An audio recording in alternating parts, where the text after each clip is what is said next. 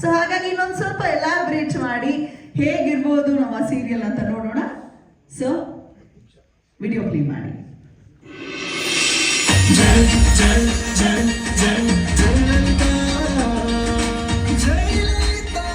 ಸಲ್ಲಿಸೋಕೆ ಇಷ್ಟಪಡ್ತೀನಿ.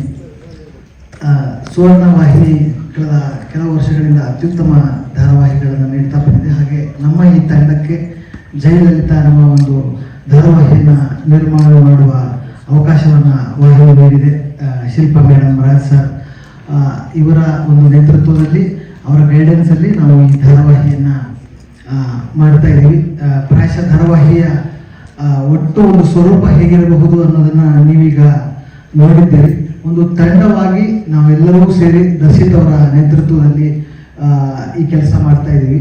ಕಳೆದ 3 ತಿಂಗಳಿಂದ ನಾವು ಚಿತ್ರೀಕರಣ ಮಾಡ್ತಾ ಇದ್ದೇವೆ. ಈ ಧಾರಾವಾಹಿಗಳು ನಮ್ಮ ಬೆಂಗಳೂರು ಸುತ್ತಮುತ್ತಲಿನ ಕನಕಪುರ, ರಾಮನಗರ, ಮೈಸೂರು ರಸ್ತೆಗೆ ಅಕ್ಕಪಕ್ಕದ ಬೇರೆ ಬೇರೆ ಜಾಗಗಳಲ್ಲಿ ನಾವು ಚಿತ್ರೀಕರಣ ನಡೆಸ್ತಾ ಇದ್ದೀವಿ. ಒಂದು ದೊಡ್ಡ ತಂಡವಾಗಿ ನಾವು ಕೆಲಸ ಮಾಡ್ತಿದ್ದೀವಿ. ಇದೆಲ್ಲರೂ ಹೇಳುವ ಕ್ಲೀಶೆ ಅಂತ ಅನಿಸಬಹುದು, ಬಟ್ ಈ ಧಾರಾವಾಹಿ ನಿಜವಾಗ್ಲೂ ಭಿನ್ನವಾಗಿದೆ. ಅಂದರೆ ನೀವು ಇವತ್ತಿನ ದಿನದಲ್ಲಿ ಬರ್ತಾ ಇರುವ ಧಾರಾವಾಹಿಗಳಿಗೆ ಹೋಲಿಸಿದರೆ ಅದಕ್ಕಿಂತ ಕೊಂಚ ಭಿನ್ನವಾಗಿರುವ ಬೇರೆ ಥರದ ಕಥೆಯನ್ನು ಹೊಂದಿರುವಂತಹ ಧಾರಾವಾಹಿ ಜಯಲಲಿತಾ. ಒಂದು ಹಳ್ಳಿಯ ರಾಜಕೀಯ ಮತ್ತು ಅಲ್ಲಿನ ಕಥೆ, ಬಡವ ಮತ್ತು ಶ್ರೀಮಂತರ ಮಧ್ಯದ ಭೇದ ಭಾವದ ಜೊತೆಗೆ ಒಬ್ಬ ಲವಲವಿಕೆಯ ಎಲ್ಲವನ್ನು ಖುಷಿಯಾಗಿ ಸ್ವೀಕರಿಸುವ, ಒಳಗಡೆ ಏನೋ ನೋವಿದ್ರೂ ಕೂಡ ಅದನ್ನು ತೋರಿಸಿಕೊಳ್ಳದ ಒಬ್ಬ ನಾಯಕಿ, ಮತ್ತೊಬ್ಬ ಕಥಾನಾಯಕ ಮತ್ತು ಅವನ ಕುಟುಂಬ, ಇವೆರಡರ ಮಧ್ಯದ ಸಂಘರ್ಷದ ಕಥೆ. ಕೊಂಚ ವೆಬ್ ಸೀರೀಸ್ ಮಾದರಿಯ ಕಥೆ ಅಂತ ಹೇಳಬಹುದು ಏನೋ. ಇದು ರೆಗ್ಯುಲರ್ ಆಗಿ ಇಲ್ಲದೇ ಇರೋ ಕಾರಣಕ್ಕೆ ಕೂಡ ಇದನ್ನ ಮಾಡಬಹುದು ಮತ್ತು ಮಾಡಿದ್ರೆ ಚೆನ್ನಾಗಿರುತ್ತೆ ಅಂತ ನಮಗೆಲ್ಲ ಆಸಕ್ತಿ ಬಂದು ಈ ಧಾರಾವಾಹಿಯನ್ನು ನಾವು ಆಯ್ದುಕೊಂಡು ಕೆಲಸ ಶುರು ಮಾಡಿದ್ದು. ಸುಮಾರು 10-15 ಎಪಿಸೋಡ್ಗಳಷ್ಟು ಚಿತ್ರೀಕರಣ ಈಗಾಗಲೇ ಆಗಿದೆ. ದರ್ಶಿತ್ ಅವರು ನಿರ್ದೇಶನ ಮಾಡ್ತಿದ್ದಾರೆ. ಮುತ್ತು ನಮ್ಮ ಬಹಳ ಸೊಗಸಾದ ಎಡಿಟಿಂಗ್ ಮಾಡಿದ್ದಾರೆ. ಮುತ್ತು ಅವರು ಕಾರ್ತಿಕ್ ಮೂಲಿ ಇದಕ್ಕೆ ಸಂಭಾಷಣೆ ಬರೆದಿದ್ದಾರೆ. ಚಿತ್ರಕಥೆಯ ಜವಾಬ್ದಾರಿಯನ್ನು ನಾನು ಹೊತ್ಕೊಂಡಿದ್ದೇನೆ. ಜೊತೆಗೆ ನಿಮ್ಗೆಲ್ಲರಿಗೂ ಗೊತ್ತಿರುವ ಹಾಗೆ ಸುನಿಲ್ ಸರ್, ಸ್ಪಂದನ, ದೊಡ್ಡ ತಂಡವಾಗಿ ನಾನೆಲ್ಲರ ಹೆಸರು ಹೇಳ್ತಾ ಹೋಗಲ್ಲ, ಯಾಕೆಂತಂದ್ರೆ ಒಂದು 60-70 ಜನರ ಒಂದು ದೊಡ್ಡ ತಂಡ ಇದಕ್ಕೆ ಕೆಲಸ ಮಾಡ್ತಾ ಇದೆ. ಸಿನಿಮಾ ಥರದ ಗುಣಮಟ್ಟವನ್ನು ಕೊಡೋದಕ್ಕೂ ಪ್ರಯತ್ನ ಮಾಡಿದ್ದೀವಿ. ವಿನೋದ್ ಪನ್ನ ಅಂತ ನಮ್ಮ ಆರ್ಟ್ ಡೈರೆಕ್ಟರ್, ಅವರ ನೇತೃತ್ವದಲ್ಲಿ ಒಂದು ದೊಡ್ಡ ಸೆಟ್ ಹಾಕಿ 1-2 ದಿನಗಳ ಕಾಲ ಚಿತ್ರೀಕರಣ ಮಾಡಿದ್ದೀವಿ. ಹೀರೋ ಮನೆಯನ್ನ ನವೀಕರಣ ಮಾಡಿ ಹೊಸ ರೀತಿಯಲ್ಲಿ ಹೇಗೆ ಪ್ರೆಸೆಂಟ್ ಮಾಡಬಹುದು ಅಂತ ಅದನ್ನು ಮಾಡಿದ್ದೀವಿ. ಯಾವುದೇ ಹಿಟ್ ಆಗಿರುವ ರಿಮೇಕ್ ಧಾರಾವಾಹಿಗಳು 100% ರಿಮೇಕ್ ಅಲ್ಲ. ನಾವು ಅದನ್ನು ಇಲ್ಲಿಗೆ ತಕ್ಕ ಹಾಗೆ ಬದಲಾಯಿಸಿಕೊಳ್ಳಲೇಬೇಕು, ಬದಲಾಯಿಸ್ಕೊಳ್ತೀವಿ.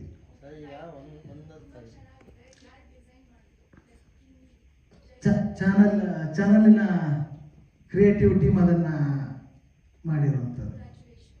Thank you sir. ಈಗ ಹೇಳಿದ್ರಿ ಹೊರಗಡೆಯಿಂದ ರೀಮೇಕ್ ಮಾಡಿದ್ರೆ ನಮ್ಮ ತನಕ್ಕೆಲ್ಲ ಬದಲಾಯಿಸ್ಕೊಳ್ತೀವಿ ಅಂತ. ಯಾಕೆ ಆ ಥರ ಆಣೆಪಟ್ಟಿ ಯಾವುದಾದ್ರು ಡಬ್ಬಿಂಗ್ ಅನ್ನೋದು ನಮ್ಮಲ್ಲಿ ತುಂಬ ಟ್ಯಾಲೆಂಟ್ಗಳಿದ್ದಾವೆ, ಹೊಸ ಹೊಸ ಕಥೆಗಳು ಯಾಕೆ ಕುಟ್ಕೋತಾ ಇಲ್ಲ? ಎಲ್ಲಿಂದ ತಂದು ಅದನ್ನು ಮತ್ತೆ ಅದನ್ನ ಬೇರೆ ಥರ ನಾವು ನಮ್ಮ ಇದಕ್ಕೆ ಬದಲಾಯಿಸ್ಕೊಳ್ಳೋ ಬದಲು ನಮ್ಮಲ್ಲಿ ಯಾಕೆ ಹೊಸ ಕಥೆಗಳು ಹುಟ್ಕೊಳ್ಳೋಕೆ ಸಾಧ್ಯ ಇಲ್ಲ?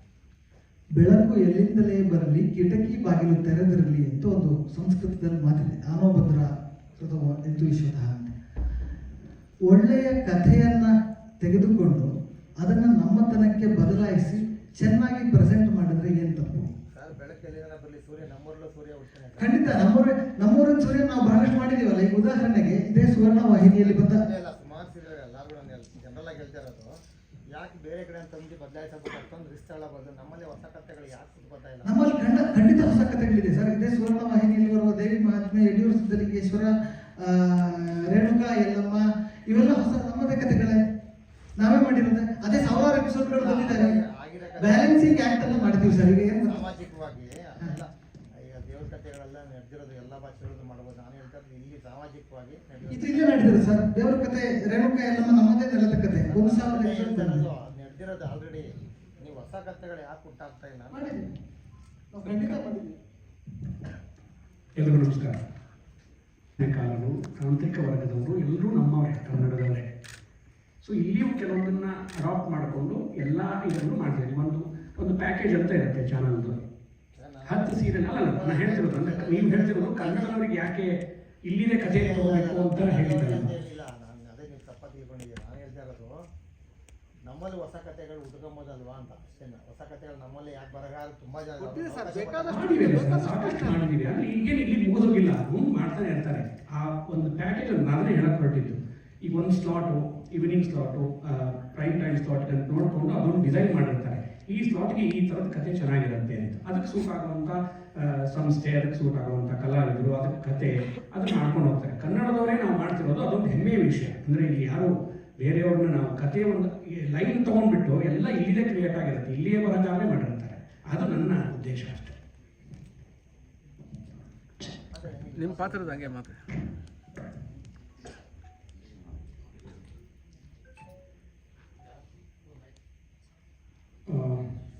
ಮೊದಲನೇದಾಗಿ ಪತ್ರಿಕಾಗೋಷ್ಠಿಗೆ ಬಂದಿರುವ ಎಲ್ಲ ಮಾಧ್ಯಮ ಮಿತ್ರರಿಗೆ ನಮಸ್ಕಾರ. ಸುಮಾರು ಒಂದು 40 ವರ್ಷದ ಒಂದು ಈ ಜರ್ನಿಯಲ್ಲಿ ಸಾಕಷ್ಟು ವಿಭಿನ್ನ ಪಾತ್ರಗಳನ್ನು ನಾನು ಮಾಡಿದ್ದೆ, ಇನ್ನು ಮಾಡ್ತಾ ಇದ್ದೀನಿ. ಕೆಲವು ಪಾತ್ರಗಳನ್ನು ಮಾಡೋದಕ್ಕೆ ಆಗಿರಲಿಲ್ಲ, ಅದೊಂದು ಕೊರಗು ಮನಸ್ಸಿನಲ್ಲಿತ್ತು. ಚಲನಚಿತ್ರದಲ್ಲೂ ಮಾಡೋಕ್ಕಾಗಲಿಲ್ಲ, ಟಿ ವಿಯಲ್ಲೂ ಮಾಡೋಕ್ಕಾಗಲಿಲ್ಲ. ಈ ಪಾತ್ರಕ್ಕೆ ನನಗೆ ಶ್ರೀನಿಧಿಯವರು ತುಂಬ ಆತ್ಮೀಯರು. ಇಡೀ ಕನ್ನಡದ ಬರವಣಿಗೆಗೆ, ಕನ್ನಡದ ಕಿರುತೆರೆಯ ಬರವಣಿಗೆಗೆ ಹೊಸ ಆಯಾಮ ಕೊಟ್ಟಂಥ ಹೆಗ್ಗಳಿಕೆ ಅವ್ರದ್ದು. ಅಂತಹ ಅದ್ಭುತ ಇದು ಕಿರುತೆರೆ ಧಾರಾವಾಹಿಗಳನ್ನು ಮಾಡಿದ ಶ್ರೇಯಸ್ಸು ಅವ್ರಿಗಿರೋದ್ರಿಂದ ಅವರು ನನಗಿದನ್ನು ಕೇಳಿದರು ಮಾಡಬೇಕು ಅಂತ. ವಿಭಿನ್ನವಾಗಿದೆ ಅಂತಂದರು. ಕೊನೆಗೆ ನಾನು ಇದೇ ಚಾನಲ್ಗೆ, ಸ್ಟಾರ್ ಸುವರ್ಣಗೆ ನನ್ನ 2 ಧಾರಾವಾಹಿಗಳು ಪ್ರೊಡಕ್ಷನ್ ನಡೀತಾ ಇದೆ. ಇದು ಈ ಯಶಸ್ಸಿನ ರೂವಾರಿ, ಇಲ್ಲಿಬ್ಬರು ಕೂತಿದ್ದಾರೆ, ರಾಜ್ ಸರ್ ಮತ್ತು ಶಿಲ್ಪಾ ಮೇಡಮು ನನಗೆ ಇದನ್ನು ನೀವು ಅಂದರೆ ಮೊದಲು ನಾನು ಈಗ ಒಂದು ಯಾವುದೋ ಮಾಡ್ತಿದ್ದೀನಿ ಅಂತ ಹೇಳಿದಾಗ 1-2-3 ಸಣ್ಣ ಸಭೆಯಲ್ಲಿ ಅದು ಮಾಡಬೇಡಿ, ಒಂದು ಉತ್ತಮ ಪಾತ್ರ ಇದೆ, ವೆಯ್ಟ್ ಮಾಡಿ ಅಂದರು. 1 ತಿಂಗಳಲ್ಲ, 2 ತಿಂಗಳಲ್ಲ, 4 ತಿಂಗಳಲ್ಲ, 6 ತಿಂಗಳು ವೆಯ್ಟ್ ಮಾಡಿದೆ. ಏನಪ್ಪ ಇವ್ರು ಹೀಗೆ ವೆಯ್ಟ್ ಮಾಡಿಸಿದಾರಲ್ಲ, ಯಾವ ಪಾತ್ರ ಕೊಡ್ಬೋದು ಅಂತ ಭಾಳ ಒಂದು ಕಡೆಗೆ ಆತಂಕ ಆಯಿತು, ಇನ್ನೊಂದು ಕಡೆಗೆ ಉತ್ಸುಕ ಆಯಿತು. ಕೊನೆಗೆ ಈ ಗೆಟಪ್ ನನಗೆ ಹೀಗೆ ಇರಬೇಕು ಅಂತ ಅವ್ರ ಮನಸ್ಸಿನಲ್ಲಿ ಒಂದು ಕಲ್ಪನೆ ಇತ್ತು, ಅದು ಬರೋವರೆಗೂ ಬಿಡಲಿಲ್ಲ. ಸೊ ಈ ಥರದ ವಿಶೇಷ ಪಾತ್ರ ಅಂತಂದಾಗ ನನಗೆ ಮೊದಲಿಗೆ ಅವ್ರಿಗೆ ಧನ್ಯವಾದಗಳನ್ನ ಹೇಳೋದಕ್ಕೆ ಇಷ್ಟಪಡ್ತೀನಿ madam, thank you so much. ಆಮೇಲೆ ರಾಜ್ ಸರ್ ಅವರು ಅಷ್ಟೇ, ಈ ತಾರಾಗಣನ ಪ್ರತಿಯೊಂದನ್ನು ಸೂಕ್ಷ್ಮತೆಯನ್ನು, ಪ್ರತಿಯೊಂದು ಕಾಸ್ಟ್ಯೂಮ್ಸ್ನ, ಪ್ರತಿಯೊಂದು ಇವರಾಗಲೇ ಹೇಳಿದಾಗೆ ಅಲ್ಲಿ ಟೀಮ್, ಒಂದು ಫಿಕ್ಷನ್ ಪ್ರೋಮೋ ಟೀಮ್ ಆಗಿರ್ಬೋದು, ಪ್ರತಿಯೊಬ್ಬರದ್ದು ಒಂದು ಶ್ರಮ ಇಲ್ಲಿ ಎದ್ದು ಕಾಣ್ತಾ ಇದೆ. ನಾನು ನೋಡಲಿಲ್ಲ ಇದನ್ನು ಹ್ಯಾಕ್ ಬಂದಿದೆ ಅಂತ. ಅಂದರೆ ಒಬ್ಬ ದಕ್ಷ ನಿರ್ದೇಶಕ ಒಂದು ಸಿನಿಮಾ ಲೆವೆಲ್ಗೆ ಒಂದು ಸೀರಿಯಲ್ನ ಫಸ್ಟ್ ಈ ಶುರುವಾತ ಈ ರೀತಿ ಇರೋದನ್ನು ನಾನು ನಿಮಗೆ ವೈಯಕ್ತಿಕವಾದ ಧನ್ಯವಾದಗಳು ರಕ್ಷಿತವೇ. ಸೊ ಹಾಗೆ ಕ್ಯಾಮ್ರಾಮನ್ಗಳು ಮತ್ತು ಸಂಕಲನ, ಸಂಭಾಷಣೆ, ಪ್ರತಿಯೊಂದು ಒಂದು ಒಳ್ಳೆಯ ಪ್ಯಾಕೇಜ್ ಎಷ್ಟು ಚೆನ್ನಾಗಿದೆ ಅಂತಂದರೆ, ನಾನು ಸುಮಾರು ಸುವರ್ಣದ ಜೊತೆಗೆ ನನ್ನ ಅವಿನಾಭಾವ ಸಂಬಂಧ. ಅಂದರೆ ಸುಮಾರು ನನ್ನ ಜರ್ನಿ ಶುರುವಾಗಿದ್ದು 2007ನಲ್ಲಿ ಪ್ರಪ್ರಥಮ ದೈನಂದಿನ ಪೌರಾಣಿಕ ಧಾರಾವಾಹಿ, ಐತಿಹಾಸಿಕ ಧಾರಾವಾಹಿ ಅದನ್ನು ಪ್ರಾರಂಭ ಮಾಡಿದ್ದು, ನನಗೆ ಅವಕಾಶ ಮಾಡಿಕೊಟ್ಟಿದ್ದು ಇದೇ ಚಾನಲ್. ಅದಾದಮೇಲೆ ಅನೇಕ ಪಾತ್ರಗಳನ್ನು ನನಗೆ ಮಾಡೋದಕ್ಕೆ ಅವಕಾಶ ಮಾಡಿಕೊಟ್ಟಿದ್ದು ಇದೇ ಚಾನಲ್. ಅಂದರೆ ತುಂಬ ಕಷ್ಟದಲ್ಲಿ, ತುಂಬ ಒಳ್ಳೆಯ ಟೈಮಲ್ಲೂ ನನ್ನನ್ನು ಕೈ ಹಿಡಿದಂಥ ಚಾನಲ್. ಈ ಚಾನಲ್ಗೆ ನನಗೆ ಈ ಒಂದು ವಿಶೇಷ ಪಾತ್ರ ಕೊಟ್ಟಿದ್ದಕ್ಕೆ ಮತ್ತೊಮ್ಮೆ ಎಲ್ಲರಿಗೂ ಧನ್ಯವಾದಗಳನ್ನು ಹೇಳ್ತೀನಿ. ಹಾಗೆ ತಾರಾಗಣದ ಒಂದು ವಿಷಯ ಅಂತ ಬಂದಾಗ, ಆ ಟೋಟಲ್ ಒಂದು ಶೂಟಿಂಗ್ ಟೈಮ್ನಲ್ಲಿ ಅವರು ನಡ್ಕೊಳ್ಳುವಂಥ ರೀತಿ, ಅವ್ರನ್ನೆಲ್ಲರೂ ಕಂಫರ್ಟೇಬಲ್ ಆಗಿರೋ ರೀತಿ, ಒಂದೊಂದು ಶಾರ್ಟನ್ನು ತುಂಬ ಇಂಟ್ರೆಸ್ಟಿಂಗ್ ಸೂಕ್ಷ್ಮ ವಿಷಯಗಳನ್ನ ಗಮನಿಸಿ ಅವ್ರು ಮಾಡ್ತಿರೋದು ತುಂಬ ಖುಷಿಯಾಗಿದೆ. ಈ ಥರದ ಒಂದು ತಾರಾಗಣದ ಜೊತೆಗೆ, ಈ ಥರದ ಒಂದು ಸಂಸ್ಥೆಯ ಜೊತೆಗೆ, ಈ ಥರದ ಒಂದು ವಾಹಿನಿಯ ಜೊತೆಗೆ ನನ್ನ ಒಡನಾಟ ಮತ್ತು ಇದರಲ್ಲಿ ಒಂದಾಗಿರೋದು ನನಗೆ ಬಹಳ ಹೆಮ್ಮೆಯಂಥ ವಿಷಯ. ಕಿರುತೆರೆಗೆ ತುಂಬ ವಿಶೇಷವಾದಂಥ ಒಂದು ಕೊಡುಗೆಯನ್ನು ಕೊಡೋದಕ್ಕೆ ಯಾಕೆ ಈ ಮಾತು ಹೇಳ್ತಿದ್ದೀನಿ ಅಂದರೆ, ಈಗ ಬರ್ತಿರೋ ಎಲ್ಲ ಧಾರಾವಾಹಿಗಳಲ್ಲೂ ಸುವರ್ಣದಲ್ಲಿ ಪ್ರತಿಯೊಂದನ್ನು ಹೊಸಬರನ್ನು, ಹೊಸ ಸಂಸ್ಥೆಗಳನ್ನು, ನಿರ್ಮಾಣ ಸಂಸ್ಥೆಗಳನ್ನು ಹುಟ್ಟಾಕಿ ಅವ್ರ ಮೇಲೆ ನಂಬಿಕೆ ಇಟ್ಟು ಅವರಿಗೆ ಕೆಲಸ ಕೊಟ್ಟು ಆ ಥರದ ಒಂದು ಯಶಸ್ಸನ್ನು ಕಂಡದ್ದು ನನ್ನ ತಿಳಿದ ಮಟ್ಟಿಗೆ ಬೇರೆ ಯಾವ ವಾಹಿನಿಯಲ್ಲೂ ಇದು ಬಂದಿಲ್ಲ ಅಂತಲೇ ಹೇಳ್ಬೋದು. ಈಗ ಬರ್ತಿರೋ ಅಷ್ಟು ಸೀರಿಯಲ್ಗಳಲ್ಲಿ 50% 60% ಹೊಸಬರಿಗೆ ಅವಕಾಶ ಕೊಟ್ಟು ಆ ಸಂಸ್ಥೆಗಳನ್ನು ನಿಲ್ಲಿಸಿ ಕನ್ನಡಕ್ಕೆ ಒಂದು ಒಳ್ಳೆಯ ಅವಕಾಶ ಮಾಡಿಕೊಟ್ಟಿದ್ದಾರೆ, ಒಂದು ಕೊಡುಗೆ ಕೊಡೋದಕ್ಕೆ. ಮತ್ತೊಮ್ಮೆ ವಿಶೇಷವಾದ ಧನ್ಯವಾದಗಳನ್ನು ಹೇಳೋದಕ್ಕೆ ಇಷ್ಟಪಡ್ತೀನಿ. Thank you so much. ನನಗೆ ಮನೋರಂಜಿಸಲಿಕ್ಕೆ ವೀಕ್ಷಕರನ್ನ ತುಂಬಾ ಮಾಧ್ಯಮಗಳಿದೆ, ಆದರೆ ನಾವು ಒಂದು ನಿರ್ದಿಷ್ಟ ಸಮಯದಲ್ಲಿ ವರ್ಷಾನುಗಟ್ಟಲೆ ವೀಕ್ಷಕರನ್ನ ಟಿವಿ ಮುಂದೆ ಹಿಡಿದು ಕೂರಿಸ್ಲಿಕ್ಕೆ ಕೂರಿಸೋದಂತ ದೊಡ್ಡ ಸವಾಲಿನ ಕೆಲಸ ಆಗುತ್ತೆ. ಅದು ಎಷ್ಟು ದೊಡ್ಡ ಮಟ್ಟಿಗೆ ಸವಾಲಿನ ಕೆಲಸ ಆಗುತ್ತೆ ಅಂತಂದ್ರೆ, ಇವತ್ತಿನ ವರ್ತಮಾನಕ್ಕೆ ತಕ್ಕಂತೆ ಹೊಸ ಕಥೆಗಳನ್ನ ಹುಡುಕ್ಬೇಕಾಗತ್ತೆ, ಜೊತೆಗೆ ವೈವಿಧ್ಯಮಯ ಪಾತ್ರಗಳನ್ನ ಸೃಷ್ಟಿ ಮಾಡ್ಬೇಕಾಗತ್ತೆ, ಹಾಗೇನೆ ಆಕರ್ಷಕವಾಗಿ ಅದನ್ನ ನಿರೂಪಣೆ ಮಾಡ್ಬೇಕಾಗತ್ತೆ. ಜೊತೆಗೆ ಪ್ರೇಕ್ಷಕರನ್ನ 1000 ಎಪಿಸೋಡ್ ಅಷ್ಟು ಟಿವಿ ಮುಂದೆ ಹಿಡಿದು ಕೂರಿಸುವಂತ ಶಕ್ತಿ ಇರುವಂತ ಕಲಾವಿದರನ್ನ ಅಲ್ಲಿ ಆಯ್ಕೆ ಮಾಡ್ಬೇಕಾಗುತ್ತೆ. ಈ ಎಲ್ಲಾ ಅಂಶಗಳನ್ನ ಇಟ್ಕೊಂಡು ತಯಾರಾಗಿದ್ದು ನಮ್ಮ ಜಯಲಲಿತಾ ಅಂತ ಹೇಳಿ ನಾನು ಇಷ್ಟಪಡ್ತೀನಿ. ಇದರ ಹಿಂದೆ ಎಷ್ಟು ಶ್ರಮ ವಾಹಿನಿಯವರದ್ದು ಕೂಡ, ಜೊತೆಗೆ ನಮ್ಮ ಟೆಕ್ನಿಷಿಯನ್ ಟೀಮ್, ಜೊತೆಗೆ ನಮ್ಮ ಕಲಾವಿದರದ್ದು ಕೂಡ ತುಂಬಾ ಶ್ರಮ ಇದೆ. ಈಗ ಅನ್ಸುತ್ತೆ, ಒಂದು ಕಾರ್ಯಕ್ರಮ ನಾವು ಜನರ ಮುಂದೆ ತಂದಾಗ ಇದನ್ನ ನಾವು ಯಾಕೆ ನೋಡ್ಬೇಕು ಅನ್ನೋದು ಫಸ್ಟ್ ಪ್ರಶ್ನೆ ಎಲ್ಲರಲ್ಲೂ ಮೂಡುತ್ತೆ. ನಾವ್ ಯಾಕೆ ಇದನ್ನ ನೋಡ್ಬೇಕು? ನಮ್ಗೆ 100 ಕಾರ್ಯಕ್ರಮಗಳಿದೆ, ನಮ್ಮ ಟೈಮ್ ನಾವು ನೋಡ್ಕೋಬಹುದು. 9:00ವರೆಗೆ ಕೂತ್ಕೊಂಡ್ರೆ ನಾವ್ ಯಾಕೆ ಜಯಲಲಿತಾ ನೋಡ್ಬೇಕು ಅಂತ ಎಲ್ಲರಿಗೂ ಅನ್ಸ್ಬಿಡುತ್ತೆ ನಮ್ಮ ಪ್ರಮೋಷನ್ ಅಂತ ಬಂದಾಗ. ಈಗ ಸುಮ್ಮನೆ ಒಂದು ಹೇಳ್ಬೇಕು ಅಂತ, ನಮ್ಮ ಭಾರತದಲ್ಲಿ ದೇಶದಲ್ಲಿ ಒಂದು 6.5-7 ಲಕ್ಷ ಒಂದು ಹಳ್ಳಿಗಳಿದೆ ಅಂತ ಅನ್ಸುತ್ತೆ, ಇರಬಹುದು. ಸೊ ಆ 6.5-7 ಲಕ್ಷ ಹಳ್ಳಿಗಳಲ್ಲಿ ಲಲಿತಾ ಅಂತ ಒಂದು ಪಾತ್ರ ಅಂದ್ರೆ ಕನಸುಗಳನ್ನ ತುಂಬಿ ಹುಡುಕಾಡ್ತನ ಕನಸನ್ನ ನನಸು ಮಾಡ್ಕೊಳ್ಳಿಕ್ಕೆ ಹೋರಾಡ್ತಿರುವಂತ ಒಂದು ಲಲಿತಾ ಅಂತ ಒಂದು ಪಾತ್ರ ಪ್ರತಿ ಹಳ್ಳಿನಲ್ಲೂ ಇದೆ. ಹಾಗೆ ಒಬ್ಬ ಬಿಸಿ ರಕ್ತದ ಹುಡುಗ ಜೈ ಅಂತ ಒಂದು ಪಾತ್ರ ಕೂಡ ನಮ್ಮ ಪ್ರತಿ ಹಳ್ಳಿಯ, ನಮ್ಮ ಮನೆಯಲ್ಲಿ ಅಥವಾ ಪಕ್ಕದ ಮನೆಯಲ್ಲಿ ಇರುತ್ತೆ. ಹಾಗೆ